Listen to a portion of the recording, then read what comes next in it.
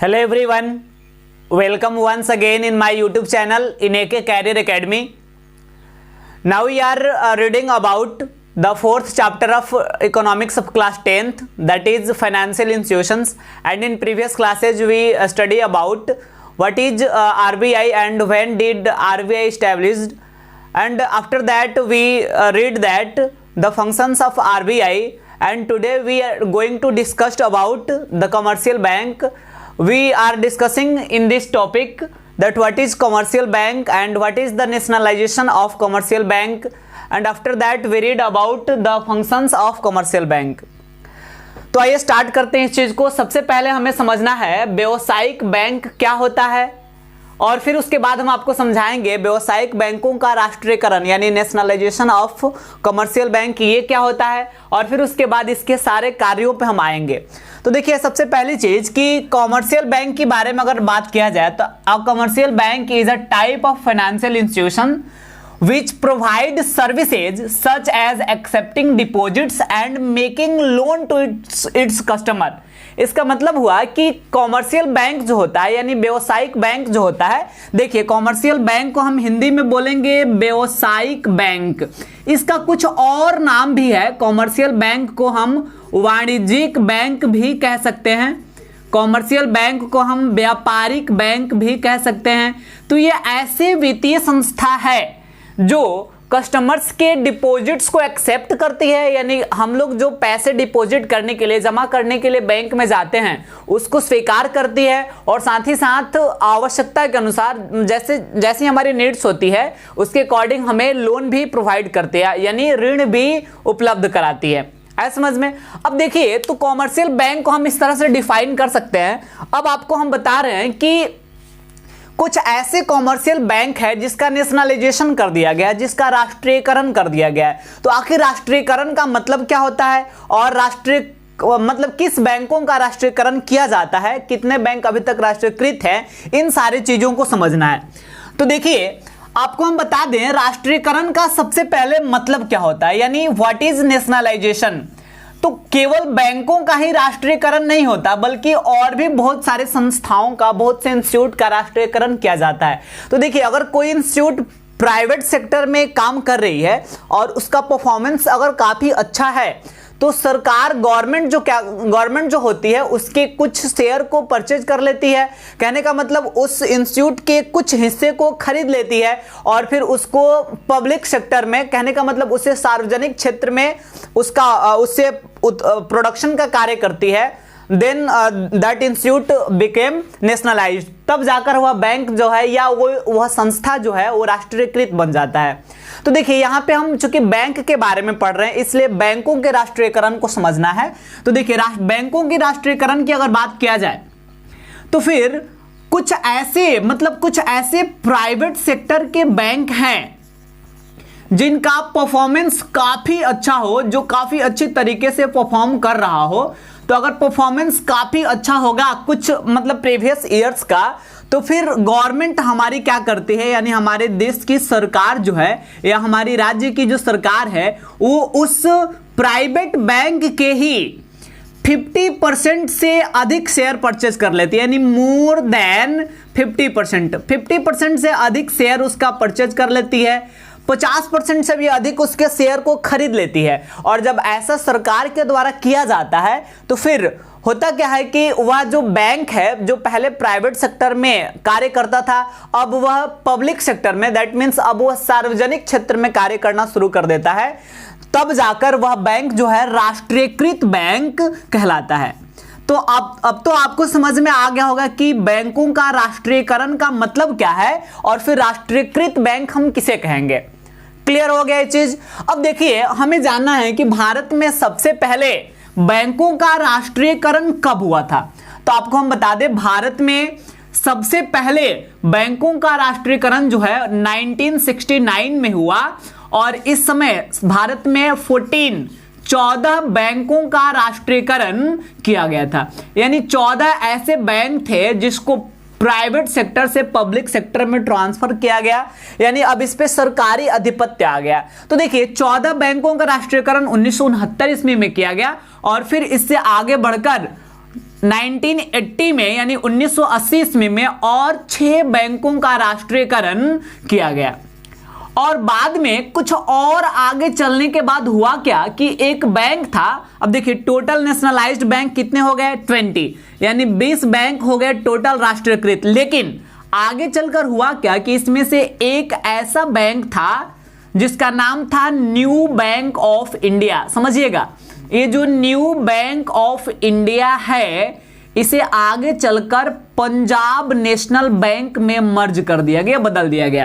यानी new bank of India भी Punjab national bank में ही मिल गया, जिसके फलस्वरूप अब ये 2 बैंक पहले था जो नेशनलाइज्ड था, अब दोनों मिलकर एक बन गया, जिसके चलते राष्ट्रीयकृत बैंकों की संख्या 1 कम हो गया। तो that means at present time the number of nationalised bank is only 19, यानी वर्तमान समय में राष्ट्रीयकृत बैंकों की कुल संख्या कितना है, मात्र 19 है। क्लियर हुआ ये चीज। अब आइए हम आपको समझाते हैं that what is the function of commercial bank. Commercial bank के कौन कौन से कार्य होते हैं उस चीज को हमें जानना है। तो देखिए कॉमर्शियल बैंक जो है मतलब अपने कस्टमर्स को डिफरेंट टाइप से बहुत सारे प्रकार से सर्विसेज प्रोवाइड करती है, सेवा प्रदान करती है, और उसमें से उसके द्वारा किया जाने वाला जो मेन फंक्शंस है उसकी चर्चा हम लोग यहाँ करेंगे। तो देखिए सबसे पहली चीज कि कॉमर्शियल बैंक जो है अपने कस्टमर की जमाएं स्वीकार करती है। दैट मीन्स कॉमर्शियल बैंक का सबसे जो प्राइमरी फंक्शन होता है, प्राथमिक कार्य होता है, वो होता है एक्सेप्टिंग डिपॉजिट्स। यानी वह क्या करती है कि अपने कस्टमर्स के डिपॉजिट्स को एक्सेप्ट करती है। अब देखिए इसकी मतलब यहां कहने का मतलब ये हुआ कि कोई भी व्यक्ति जब अपने अपना इनकम क्रिएट करता है, अपने आय का सृजन करता है, तो फिर उस आय के कुछ भाग को कंजम्पशन मतलब कंज्यूम कर लेता है, कुछ भाग को उपभोग कर लेता है, कुछ भाग को वो मतलब different types of goods and services में उसको एक्सपेंस कर देता है, खर्च कर देता है, और उसका कुछ पार्ट जो है वो सेव करता है, बचाता है, और अपने द्वारा बचाए गए राशि को इंटरेस्ट पाने के व्यू से यानी ब्याज पाने के व्यू से या चोरी वगैरह से बचने या उसको सुरक्षित रखने के व्यू से बैंक में जमा करता है, डिपॉजिट करने जाता है। और कॉमर्शियल बैंक का कार्य है कि उसके डिपॉजिट्स को एक्सेप्ट करती है, स्वीकार करती है। तो कॉमर्शियल बैंक का सबसे पहला यही कार्य है। हम लोग पढ़ चुके हैं आरबीआई के बारे में, तो रिजर्व बैंक ऑफ इंडिया में हम बताए थे आपको कि रिजर्व बैंक ऑफ इंडिया जो होती है वो मतलब as a bank of government कार्य करती है, यानी वो सरकार के बैंक के रूप में कार्य करती है, ना कि कस्टमर्स के बैंक के रूप। जैसे हमको अगर पैसा डिपॉजिट करना होगा तो हम आरबीआई में जमा नहीं कर सकते हैं, बल्कि हमें डिपॉजिट करना अगर राशि अपने अमाउंट को, तो फिर कॉमर्शियल बैंक में हम जमा कर सकते हैं, बिकॉज कॉमर्शियल बैंक का प्राइमरी फंक्शन होता है एक्सेप्टिंग डिपॉजिट्स, हमारे डिपॉजिट को एक्सेप्ट करना। अब देखिए बैंक क्या करती है कि हमारे डिपॉजिट को एक्सेप्ट करती है। आप सोचिए खुद से, बैंक में इन अ 1 मंथ, एक महीने में अगर टोटल 2 करोड़ रुपीस जो है ये डिपॉजिट हुआ है, तो अब बैंक क्या करेगी कि इसमें से कुछ पार्ट को, जैसे मान लीजिए कि इसमें से बैंक की जैसी आवश्यकता हो, इसमें से बैंक जो है 50 लाख की जो राशि होगा उसको बैंक मतलब कैश रिजर्व में रख देगी, यानी इसमें से कुछ भाग को कैश रिजर्व में रख देगी, जिसको नगद संचय कहते हैं, और एक कैश रिजर्व को आरबीआई ही डिपॉजिट करती है। और शेष जो अमाउंट बचे, जैसे मान लीजिए कि 1.5 करोड़ जो अमाउंट शेष बच गया, तो इस राशि को बैंक क्या करेगी कि किसी दूसरे व्यक्ति को या किसी दूसरे इंस्टीट्यूट को, किसी दूसरे बिजनेस को बैंक जो है लोन के रूप में प्रोवाइड करेगी, यानी ऋण के रूप में, कर्ज के रूप में इस राशि को किसी दूसरे व्यक्ति या किसी दूसरे संस्था को देगी।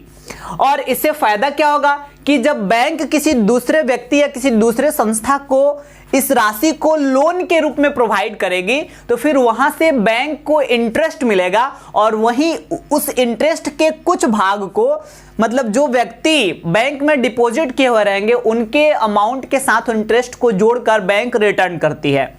ऐसे समझ में, इसके कुछ भाग को बैंक शेयर डिवेंचर्स वगैरह परचेज करने में भी इन्वेस्ट करती है। तो ये सब उसका अलग फंक्शंस है। तो देखिए सबसे पहला कार्य था एक्सेप्टिंग डिपॉजिट्स, और फिर बैंक का दूसरा कार्य है कि अपने कस्टमर्स को ऋण प्रदान करते हैं, यानी बैंक जो है कॉमर्शियल बैंक अपने कस्टमर्स को लोन प्रोवाइड करती है, लोन भी देने का कार्य करती है। अब देखिए यहां पे हम आपको कुछ और चीज समझाएं। जब कोई भी कस्टमर अगर लोन लेने के लिए बैंक में जाते हैं तो फिर बैंक जो है हमसे उचित जमानत की भी मांग करती है, यानी बैंक हमें ऐसे ही लोन नहीं दे देती है बल्कि उचित जमानत मांगती है। और ये इसलिए मांगती है बिकॉज कस्टमर बैड डेब्ट्स ना हो जाए, कस्टमर दिवालिया ना हो जाए। कहने का मतलब ऋण जो है कर्ज की राशि डूब ना जाए बैंक का, इसलिए उचित जमानत की भी मांग करती है। जनरली हम लोग जब लोन ले रहे होते हैं तो बैंक में हमें अपने जो प्रॉपर्टी होता है हमारा जमीन वगैरह, जमीन का कागजात वगैरह हमें जमा करना पड़ता है, बहुत से डॉक्यूमेंट्स बैंक हमसे जमा कराती है। अब सोचिए अगर जिस प्रॉपर्टी का डॉक्यूमेंट हम बैंक में जमा कर रहे हैं उस प्रॉपर्टी का बैंक वैल्यूएशन सबसे पहले करेगा, और उसका जैसे जिस प्रॉपर्टी का डॉक्यूमेंट हम जमा किए हैं उसका वैल्यूएशन किया गया है 10 लाख, और हमें 15 लाख जो है लोन की आवश्यकता है, हमको 15 लाख रुपया लोन चाहिए, और बैंक के पास हम जमानत के रूप में मात्र 10 लाख रुपया की कागजात रख रहे हैं, डॉक्यूमेंट रख रहे हैं। तो फिर बैंक हमें 15 लाख रुपीज जो है लोन नहीं प्रोवाइड करेगी, यानी जो जमानत बैंक के पास हम रखते हैं उस जमानत के अंदर ही बैंक हमें लोन प्रोवाइड करती है। क्लियर हुआ ये चीज भी? तो देखिए बैंक का ये दो कार्य सबसे प्रमुख है, एक तो एक्सेप्टिंग डिपॉजिट्स और दूसरा प्रोवाइडिंग लोन्स। अब देखिए इसके बाद बैंक हमें एटीएम और क्रेडिट कार्ड की फैसिलिटी भी प्रोवाइड करती है, यानी कॉमर्शियल बैंक के द्वारा एटीएम और इसके साथ साथ क्रेडिट कार्ड की फैसिलिटी भी हमें मिलता है। अब देखिएगा एटीएम का मतलब ये सबको ही समझता है, इसका फुल फॉर्म होता है ऑटोमेटेड, या ऑटोमेटिक भी आपको कहीं लिखा हुआ मिल सकता है, ऑटोमेटेड टेलर मशीन। ठीक है, तो देखिए ये एक प्लास्टिक का कार्ड होता है एटीएम, जिसे बैंक के एटीएम मशीन में डालकर और यहां से हम पैसा, अपना जो पैसा है डिपॉजिट जो पहले से बैंक में अमाउंट है उसको हम विड्रॉ कर सकते हैं, यानी निकाल सकते हैं, या हम उसमें पैसा डिपॉजिट भी कर सकते हैं, यानी एटीएम के सहायता से पैसा निकाला भी जा सकता है और जमा भी किया जा सकता है। और एटीएम से ये फैसिलिटी हमें 24 आवर्स मिलता है। जैसे कि हम लोग को पता ही है कि बैंक जो है 24 आवर्स ओपन रहता है क्या? नहीं, लेकिन एटीएम 24 आवर्स ओपन रहता है, वहां से 24 घंटे पैसे निकाला जा सकता है या पैसे जमा किया जा सकता है। लेकिन समझना है, और एक और चीज, जब हम बैंक में पैसा जमा कर रहे होते या निकाल रहे होते तो जिस बैंक का अकाउंट होता है उस बैंक से हम पैसा जमा कर सकते हैं या निकाल सकते हैं। लेकिन एटीएम में अगर हमारा कैनरा बैंक का अगर अकाउंट है तो हम स्टेट बैंक ऑफ इंडिया के एटीएम से भी पैसा निकाल सकते हैं।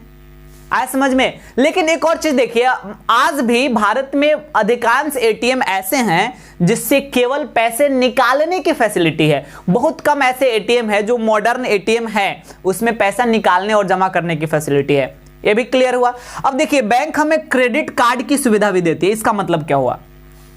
तो देखिए बैंक हमारे क्रेडिट के अनुसार, कहने का मतलब हमारे साख के अनुसार, बैंक का हम पे जिस तरीके से विश्वास है, मतलब बैंक को कैसे विश्वास होगा? हमारे ट्रांजैक्शंस को देखेगी बैंक, मतलब हमारा जो प्रीवियस ट्रांजैक्शंस है बैंक के साथ, जो पीछे हम लेन देन किए हैं उसको देखते हुए बैंक हमारे डिपॉजिट राशि से कुछ राशि को निकाल कर और क्रेडिट कार्ड बना देगी, और क्रेडिट कार्ड में उस अमाउंट को वो फिक्स कर देगी, और उस अमाउंट के अंडर हम किसी भी प्रकार के प्रोडक्ट्स को, किसी भी प्रकार के वस्तु और सेवाओं की खरीदारी हम कर सकते हैं। तो बैंक, कॉमर्शियल बैंक द्वारा हमें क्रेडिट कार्ड की भी फैसिलिटी मिलती है। तो आपको यह भी समझ में आ गया that what is ATM and credit card, और बैंक ये सुविधा किस प्रकार उपलब्ध कराती है और ये हमारे लिए किस प्रकार जो है लाभदायक है। अब आइए कुछ और आगे बढ़ते हैं। बैंक का एक और प्रमुख कार्य है और यह है facility of locker, locker facility, to give locker facility. Bank हमें लॉकर की सुविधा भी प्रदान करती है। अब समझिए लॉकर क्या होता है। तो देखिए कई बार होता क्या है कि हमारे पास कुछ डॉक्यूमेंट्स होते हैं, जैसे बहुत से मतलब कीमती, बहुत प्रीसियस जो हमारे पास प्रॉपर्टीज है उसके डॉक्यूमेंट मेरे पास है और हम चाह रहे हैं कि उसको सुरक्षित रखें, सेफ रखें, और घर में उसको नहीं रख रहे हैं बिकॉज बहुत सारा रीजंस होता है कि बारिश वगैरह हुआ तो कभी भीग गया या कभी चूहा वगैरह से काटने का डर, मतलब बहुत सारी चीज़ ऐसी होती है जिससे डॉक्यूमेंट्स खराब हो जाते हैं, कभी कभी डॉक्यूमेंट्स गुम भी हो जाता है, हम उसको खो देते हैं। तो इस चीज़ से बचने के लिए हम अपने डॉक्यूमेंट्स को, अपने प्रॉपर्टी का जो डॉक्यूमेंट है उसको सेफ रखने के लिए हम बैंक का सहारा ले सकते हैं। यही नहीं बल्कि मतलब जैसे मेरे पास गोल्ड है, सिल्वर है, मेरे पास बहुत से ज्वेलरी है, मतलब आभूषण गहना वगैरह, तो उसको भी अगर हम चाहें तो बैंक में सेफ रख सकते हैं। अब आपको समझ में आया होगा, हम बैंक में केवल अपने पैसे को भी सेफ नहीं रख सकते हैं बल्कि अपने सोना चांदी या उस तरह से जो ज्वेलरी वगैरह है या डॉक्यूमेंट्स वगैरह उसको भी हम सेफ रख सकते हैं। और बैंक उसके लिए हमें लॉकर की सुविधा देती है, यानी बैंक के लॉकर में हम उस सारे चीज को सुरक्षित रख सकते हैं। और बैंक इसके लिए शुल्क लेती है, लेकिन ये शुल्क काफी कम होता है। ये शुल्क जो होता है ये लगभग न के बराबर होता है, यानी हमारे इस चीज को सुरक्षित रखने के लिए बैंक हमसे न के बराबर बहुत कम मात्रा में शुल्क लेती है। है समझ में? अब देखिए कुछ और आगे चलते हैं। बैंक जो है हमें साख प्रमाण पत्र भी जारी करती है, यानी इशुइंग द क्रेडिट लेटर्स, यानी बैंक के द्वारा साख प्रमाण पत्र भी जारी किए जाते हैं। अब समझिए, हम पिछले वीडियो में ही आपको समझा चुके हैं, जब हम लोग 3rd चैप्टर का स्टडी कर रहे थे वहां पे हम आपको बताए थे that what is credit and base of credit and some important credit letters के बारे में हम आपको बता चुके हैं, जिसमें हम आपको बताए थे बहुत से साख पत्र होते हैं, जैसे चेक, ड्राफ्ट, हुंडी या फिर यात्री चेक, प्रतिज्ञा पत्र, ऐसे बहुत सारे मतलब साख पत्र होते हैं। और इन सारे साख पत्रों को भी जारी करने का काम कौन करता है? कॉमर्शियल बैंक, यानी कॉमर्शियल बैंक के द्वारा चेक, ड्राफ्ट जैसे महत्वपूर्ण साख पत्रों को जारी किया जाता है। आया समझ में? अब देखिए कॉमर्शियल बैंक जो है ये एजेंसी संबंधी कुछ कार्य को भी संपादित करती है, एजेंसी फंक्शंस भी ये करती है। इसका मतलब क्या हुआ? तो एजेंसी संबंधित कार्यों के अंतर्गत बैंक के द्वारा कौन कौन सी क्रियाएं की जाती है आपको हम बता दें। बैंक जो है ब्याज, दैट मीन्स इंटरेस्ट, साथ ही साथ लाभांश, इसका मतलब हुआ डिविडेंड, डिविडेंड ये भी कलेक्ट, मतलब इसको कलेक्ट करती है। अब देखिए इसके यहां पे कहने का मतलब क्या है, आप ध्यान से समझिएगा इस चीज को। और हां, ये जो इंटरेस्ट और लाभांश, ये दो अलग अलग चीज यहां लिखा गया है, इंटरेस्ट और डिविडेंड, ये दोनों लगभग हम कह सकते हैं एक तरह सेम, लेकिन दोनों में फिर भी कुछ डिफरेंस है। तो पहले हम आपको ये चीज समझा देते हैं, ध्यान दीजिएगा। जब मतलब हमें शेयर में इन्वेस्ट करना होता अमाउंट, हम बहुत बार क्या करते हैं कि अपना पैसे जो है उस शेयर में इन्वेस्ट करते हैं, शेयर परचेज कर लेते, शेयर वगैरह खरीद लेते हैं। तो कुछ ऐसे शेयर होते हैं जिसको परचेज करने पे हमें डिविडेंड मिलता है। जनरली इक्विटी शेयर होल्डर्स को डिविडेंड मिलता है, मतलब शेयर भी दो टाइप का होता है, एक होता है इक्विटी शेयर और एक होता है प्रेफरेंस शेयर। तो इक्विटी शेयर होल्डर्स जो होते हैं उनको इंटरेस्ट मिलता है, उनको डिविडेंड मिलता है, और जो प्रेफरेंस शेयर होल्डर होते हैं उनको इंटरेस्ट मिलता है। तो देखिए दोनों में डिफरेंस ये है कि जो प्रेफरेंस शेयर होल्डर है उनको एट अ फिक्स रेट, मतलब फिक्स रेट, जैसे मान लीजिए कि अगर फिक्स किया गया है कि 8%, तो उसे 8% इंटरेस्ट मिलेगा। कहने का मतलब ये हुआ कि अगर किसी कंपनी में कोई व्यक्ति 20,000 रुपीज इन्वेस्ट किया है, 20,000 रुपये इन्वेस्ट किया है, और वो प्रेफरेंस शेयर खरीदने में इन्वेस्ट किया है, तो फिर उसको 8% इंटरेस्ट मिलेगा, यानी 8% इसका जो है इंटरेस्ट जोड़कर और उस व्यक्ति को एवरी ईयर दिया जाएगा। लेकिन अगर वह इस 20,000 का ही, यानी 20,000 का ही अगर वह इक्विटी शेयर खरीदा होता, इक्विटी शेयर होल्डर होता, तो फिर उसको डिविडेंड मिलता। तो डिविडेंड का मतलब क्या हुआ कि डिविडेंड जो है इस 20,000 पे नहीं मिलेगा उसको, बल्कि कंपनी का जिस बिजनेस में, जिस कंपनी में पैसा इन्वेस्ट किया गया, उस कंपनी का जितना प्रॉफिट होगा उस प्रॉफिट के कुछ भाग जो है इसको दिया जाएगा। तो ये इसमें रिस्क भी बहुत ज्यादा है। अगर कंपनी को प्रॉफिट नहीं होगा तो फिर हमें डिविडेंड नहीं मिलेगा, लेकिन अगर प्रॉफिट हो या नहीं हो इंटरेस्ट तो जरूर मिलेगा। तो डिविडेंड का मतलब होता है प्रॉफिट का ही एक हिस्सा, प्रॉफिट का ही एक पार्ट। तो जितना अधिक प्रॉफिट होगा उतना ही अधिक डिविडेंड मिलेगा। तो सोचिए अगर कस्टमर्स के द्वारा, कुछ ग्राहकों के द्वारा शेयर में पैसे इन्वेस्ट किए गए हैं, तो फिर उसे उस कस्टमर को इंटरेस्ट डिविडेंड मिलेगा ना, तो बैंक ही डायरेक्ट, मतलब जिस कॉमर्शियल बैंक में हमारा अकाउंट होता है वह कॉमर्शियल बैंक ही उस कंपनी से डायरेक्ट इंटरेस्ट और डिविडेंड कलेक्ट कर लेती है। आया समझ में? और साथ ही साथ ये बैंक जो है कोष का हस्तांतरण भी करती है। बैंक के द्वारा मतलब एजेंसी संबंधी कार्य में एक और प्रमुख कार्य किया जाता है और यह है कोष का हस्तांतरण। इसका मतलब हुआ ट्रांसफर ऑफ फंड्स, यानी एक जगह से दूसरी जगह जो है फंड को ट्रांसफर करने का काम भी बैंक के द्वारा किया जाता है। साथ ही साथ बैंक ऋण की किस्त को भी चुकाती है।